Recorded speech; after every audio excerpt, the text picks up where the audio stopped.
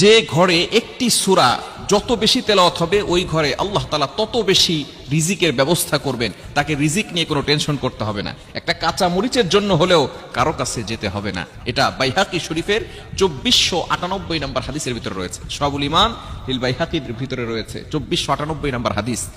নবীজি সাল্লাল্লাহু আলাইহি ওয়াসাল্লামের সাহাবী হযরত ওসমান রাদিয়াল্লাহু তাআলা আনহু যখন খেলাফত আসলেন, যখন তার শাসনামল চলল, এমন সময় আব্দুল্লাহ ইবনে মাসউদ রাদিয়াল্লাহু তাআলা আনহু তিনি অসুস্থ হয়ে পড়লেন।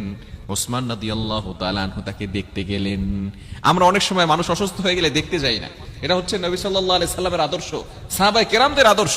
যখনই কোনো মানুষ অসুস্থ হয়ে যেতেন, আপনার সহপাঠী, আপনার প্রতিবেশী অসুস্থ হয়ে গেলে আপনি তাকে দেখতে যান, তার জন্য কিছু হাদিয়া নিয়ে যান। সে হয়তো অসহায় অবস্থা আছে, চিকিৎসা করাতে পারছে না, আপনি তার কাছে যাবেন। এটাই হচ্ছে সবচেয়ে উত্তম পদ্ধতি এবং এটা হচ্ছে সুন্নাহ পদ্ধতি। ওসমান রাদিয়াল্লাহু তাআলা আনহু আব্দুল্লাহ ইবনে মাসউদ রাদিয়াল্লাহু তাআলা আনহুর ঘরে চলে গেলেন তাকে দেখার জন্য। তিনি একেবারে শেষ পর্যায়ে চলে গেলেন। ওসমান রাদিয়াল্লাহু তাআলা আনহু বললেন, তোমার তো ঘরে মেয়েরা আছে, তুমি যদি চাও আমি বাইতুল ফান্ড থেকে তোমার জন্য কিছু খাবারের ব্যবস্থা করব, যাতে করে তোমার মেয়েরা সেখান থেকে খেতে পারে, তোমাকে টেনশন করতে হবে না।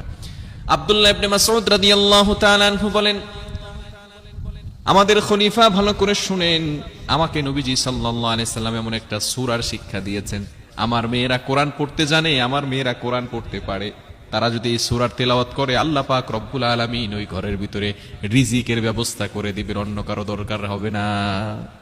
Can you imagine that? আপনি কল্পনা করতে পারছেন সাহাবায়ে কেরাম কেমন আল্লাহকে ট্রাস্ট করতেন, বিশ্বাস করতেন। নবী সাল্লাল্লাহু আলাইহি ওয়াসাল্লাম জানিয়ে দিয়েছেন, যদি ঘরের ভিতরে সূরা তেলাওয়াত করা হয়, কোরআন তেলাওয়াত করা হয়, ওই ঘরের ভিতরে আল্লাহ তাআলা বরকত নাজিল করেন। শুধু তাই নয়, আল্লাহ পাক রব্বুল আলামিন যেই সূরা তেলাওয়াত করলে ঘরের ভিতরে রিজিকের ব্যবস্থা করেন, সেই সূরাটা হচ্ছে সূরাতুল ওয়াকিয়া।